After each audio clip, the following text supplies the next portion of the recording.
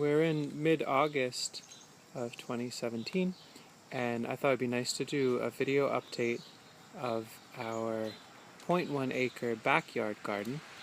We've also got our front chicken area, little side gardens, high tunnels, all those sorts of things. Our total property here is under 0.6 acres, and I thought it'd be nice to take a walking tour of this area and show an update for those of you that have been watching and might be interested. So let's take a look. Probably in the interest of time, it would be challenging, if not impossible, to name all the things that are happening. So I'm just going to point out some random highlights as I walk and talk. Some things that are new for us this year that we're very excited about are the day neutral or ever-bearing strawberries. We've been enjoying these almost every day, which is really, really sweet. A couple different varieties. I've got Ozark Beauty and EV2 and TriStar and a couple other ones I've been really enjoying. And common theme with all the things here, we've got our annuals and perennials all intermingled. So there's some Chinese cabbage growing in here, which Sasha will harvest for making coleslaw and sauerkrauts and things in the fall. We thought we'd have a nice polyculture of cabbages as an understory to the corn, but the corn just ran with it. So the corn's to the north of the cabbages, but they basically suck the soil dry, and so the cabbages are not so happy. But what are you going to do? Hablitzia and Good King Henry, some experimental perennial leeks and things under this high tunnel, or low tunnel I should say. Some really beautiful zinnias popping. It's been nice having more flowers mixed in with the annuals and with the propagation spaces. One thing that was a really nice surprise for us this year is sea buckthorn. That seed that I saved over winter grows pretty nicely in a container, so I'm going to next year do a lot more of these. We're looking forward to designing enough sea buckthorn production to be able to offer it through the website, but for now it's just small experiments. This bed's got Turkish rocket growing in it. We just harvested all the seed recently. Some beautiful pink currants going, and perennial arugula underneath.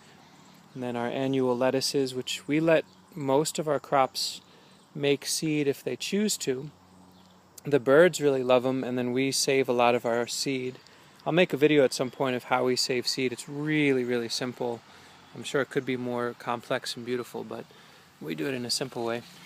And then you get these volunteers like a monster beet the size of a baseball down there. That's pretty fun. This area goes on and on and on. I don't need to go too much more into it, but there's leeks and ashwagandha and sorrel, standard garden stuff. Probably the most exquisite part in my mind about being in this garden, what always resonates most strongly with me, is the intersection of the perennial flower, the perennial fruit, the nursery, the beauty, and the annual flower and annual food, and having those things mixed together. It feels very resilient, but it also feels very special to be moving through a space that just, there is no definitive line of this type of production, that type of production. So like in here we've got asparagus, which is the more permanent element. We've got currants, which will be here for a little while. These are all propagated by cuttings, so they'll move at some point. There's an oak that a squirrel decided to plant. We're going to leave that until something makes us move it. So oaks, there's a hickory that a squirrel planted in there amongst the leeks. It's been really pleasurable just watching these things slowly grow. Got a trellis for pole beans. This tree passed away last year, but now it's got life again in the form of pole beans. They almost made it to the top, maybe next year. So a lot of food production from an old dead tree. It's much nicer than just cutting it down. Plus the woodpeckers absolutely love it. Lots more propagation nursery space. There's a peach over there, but then blackcomb black currants and Marge elderberry. Hoops so that we can do our kales and Swiss chard into the winter. Sasha likes this motherwort, so it stays for now, and that's that. We've got our zucchinis enjoying the edge for now. They'll pass away at first frost, and we can have this all seeded out to radishes and winter adoring crops and put cover on it as needed. The lettuces are finishing up. Let's look at another area.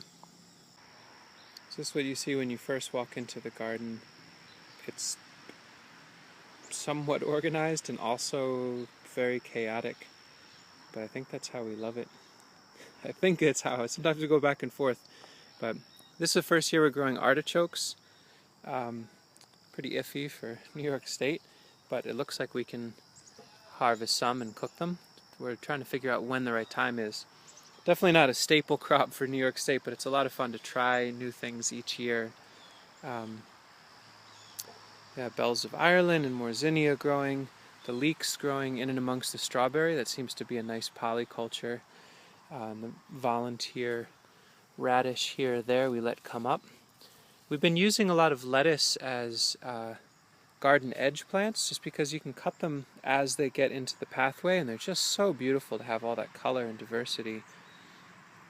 And I will say, by and large, the majority of, if the plants look good to you, and hopefully they do, it's driven almost entirely by the compost that our chickens are making. Each bed gets, so far they've been getting 1 inch to 2 inches of compost per season for the last 2 years. And that's coming from a site where, as a reminder for folks, we're on a north-facing slope at 1,200 foot elevation. So wet that without raised beds you can't really grow anything here.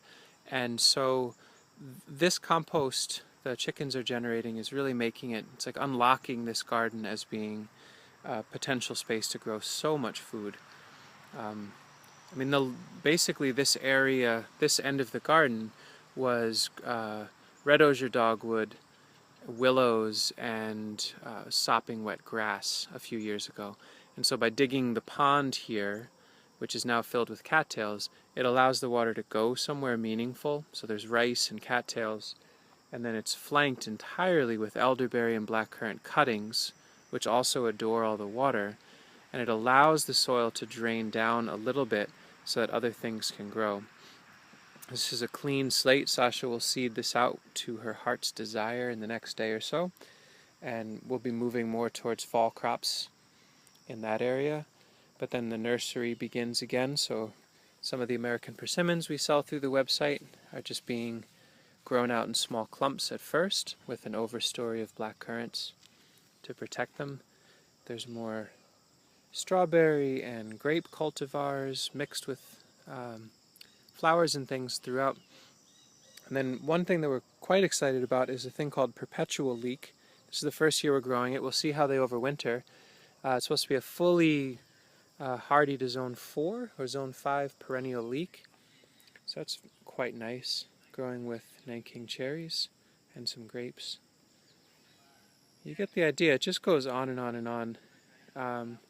It's less than 1/10 of an acre in this space. I would venture a guess we have over 100 plus different varieties of plants, almost all of them things we planted, some things like the shiso and other plants just self-sowing and coming back. There's an element of food naturalizing in this space, which feels really beautiful. And it all initiated from sheet mulch with cardboard and wood chips, and then shaving the walkways and building permanent raised beds that are somewhat on contour. Although in this case, since we're so wet, we actually have, it's subtle, but you can see this is actually a drainage way, so when it really rains hard, the water can flow down through what is our walkway and come into a drainage and go back into that pond. And as you can see, the elderberries do not mind being planted next to that. That one in the background is Scotia. It's 14 feet tall. It grew 10 feet this year. We're offering elderberry through the website now of good named cultivars, so you can check those out if you're interested. But yeah, this is our garden. I guess what I'd ask is in the comments if there's interest in me really geeking out in specific of, you know, what each of these plants are in some of these beds, and doing like a long form video. Let me know. I'm happy to do it. I just don't want to drown everybody out with a million details. So this is our incredibly complex and packed and really enjoyable garden, doing nicely. We only use rainwater. We don't really use any we don't use any machines. We don't use any electric or gas to run this. It's pretty much fueled by the chickens. And it's been working really nicely for us. So thanks for watching, and subscribe if you haven't done so. And let me know if you want to see more detail, and I'm happy to do another deeper video. Thanks.